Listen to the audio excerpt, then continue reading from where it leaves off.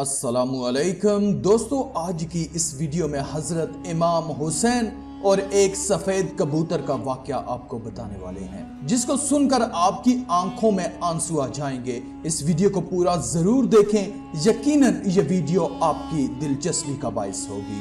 61 ہجری 10 محرم کے دن کربلا کے میدان میں جب حضرت امام حسین کا سر مبارک تن سے جدا کر دیا گیا، جب آپ کو شہید کر دیا گیا، تو فوج یزید نے رسول اللہ کی صاحبزادیوں کو قید کر دیا اور امام حسین اور ان کے ساتھیوں کو بے گور و کفن زمین کربلا میں چھوڑ کر کوفہ اور شام کی طرف روانہ ہو گئے۔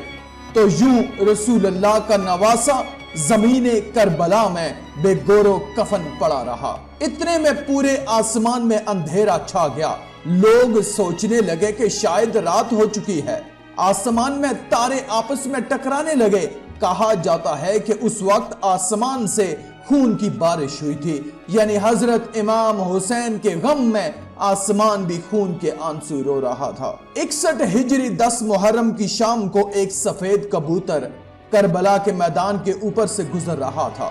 اس نے دیکھا کہ کربلا کی تپتی ہوئی زمین پر نواسہ رسول صلی اللہ علیہ وآلہ وسلم کا جسم مبارک میدان میں تنہا پڑا ہے۔ وہ کبوتر چیختا ہوا آسمان سے اتر کر زمین پر آ گیا اور دوسرے پرندوں سے کہنے لگا، قیامت آ گئی، امام حسین کو قتل کر دیا گیا اور رسول اللہ کے خاندان کا خون زمین کربلا میں بکھرا ہوا ہے۔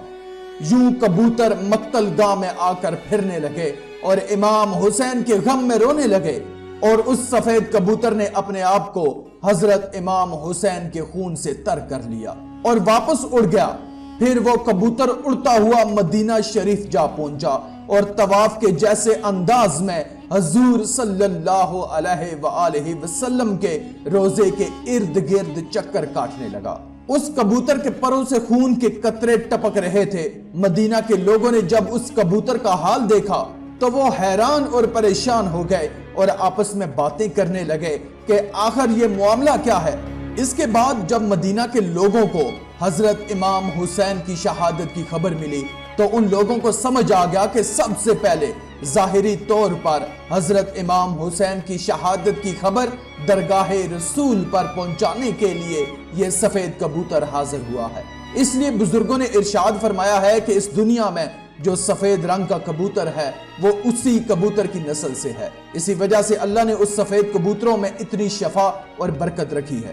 دوستو، تاریخ میں لکھا ہے کہ مدینہ کے باہر ایک گاؤں میں سیام نام کا ایک یہودی رہتا تھا، جس کی ایک لڑکی تھی جو ظاہری شکل و صورت میں بہت خوبصورت اور اچھی تھی، مگر اس کو اچانک بہڑ کا مرض ہو گیا، جس سے اس کے دونوں ہاتھ اور پاؤں اور آنکھوں نے کام کرنا بند کر دیا۔ وہ نابینا ہو گئی۔ اس لڑکی کی حالت دیکھ کر اس کے محلے اور اڑوس پڑوس کے لوگ اس لڑکی کو شدید نفرت کی نگاہوں سے دیکھنے لگے کہ یہ مرض اس لڑکی سے ہمیں بھی نہ لگ جائے۔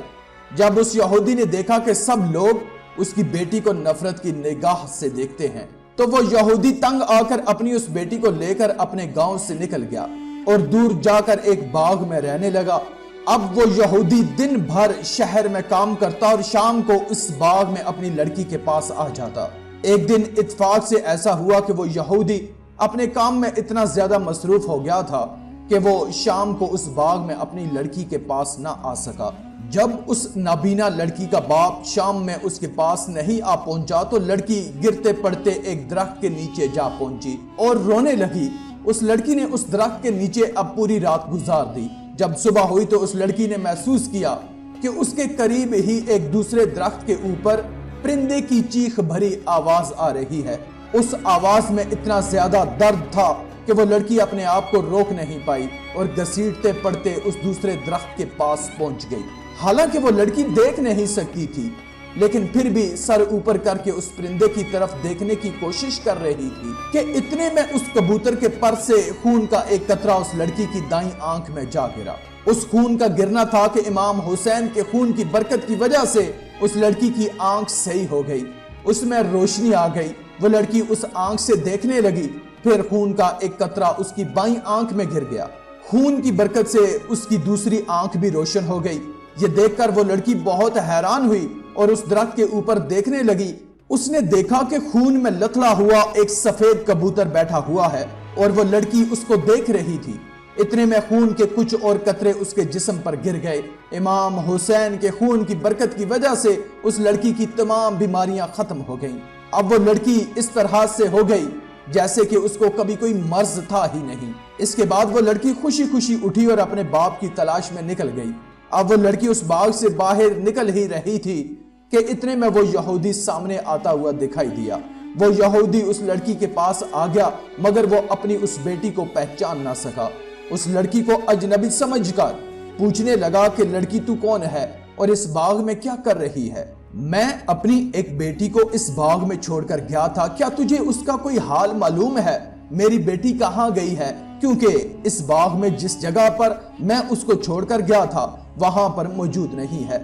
لڑکی یہ سن کر خوشی سے رونے لگی اور کہنے لگی کہ بابا کیا آپ نے مجھے نہیں پہچانا؟ میں وہی آپ کی بیمار بیٹی ہوں جس کو آپ اس باغ میں چھوڑ کر گئے تھے۔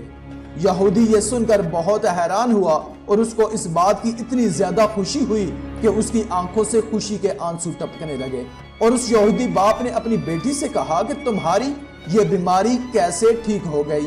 تمہیں دکھنا کیسے شروع ہو گیا؟ اس لڑکی نے اپنا سارا واقعہ سنا دیا اور اپنے باپ کو اس درخت کے نیچے لے گئی جو کبوتر امام حسین کے خون سے لتھڑا ہوا تھا۔ ابھی بھی وہ اس درخت کے اوپر بیٹھا تھا اور روتے ہوئے دردناک آواز نکال رہا تھا۔ یہودی نے اس کبوتر کی جانب مخاطب ہو کر کہا کہ اے مبارک پرندے، تیری اس دردناک آواز کے پیچھے کیا وجہ ہے؟ اور تیرے پروں سے ٹپکنے والا مبارک خون کس کا ہے جس میں اللہ نے اتنی برکت رکھی ہے؟ خیر، جیسے تیسے کر کرا کے اس یہودی نے اس پرندے کے بارے میں معلومات اکٹھی کر لی۔ جب اس یہودی کو پتا چلا کہ یہ جو کبوتر کے اوپر خون لگا ہوا ہے یہ امام حسین کا ہے اور اسی خون کے ذریعے سے میری بیٹی ٹھیک ہوئی ہے، اس کو دکھنا شروع ہو گیا ہے اور اس کا کوڑ کا مرض بھی ختم ہو گیا ہے، تو وہ کہنے لگا کہ اگر حضرت امام حسین کے نانا حق پر نہ ہوتے، اگر نواسہ رسول حق پر نہ ہوتے تو آپ کے خون کے قطروں میں ایسی خیر و برکت کا ظہور پیدا نہ ہوتا اور میری یہ اپاہج لڑکی کو شفا نہ ملتی۔ اس کے بعد وہ یہودی اپنی اس بیٹی کے ساتھ وہیں پر کلمہ پڑھ کر مسلمان ہو گیا، اور پھر جب بھی کوئی اسلام قبول کرنے کی وجہ پوچھتا تو وہ اس واقعے کو پورا تفصیل کے ساتھ بیان کرتا۔ سلام ہو رسول اللہ کے خاندان پر، سلام ہو اس ناحق خون پر جو اسلام کی بقا کے لیے زمین کرب و بلا پہ بہتا رہا۔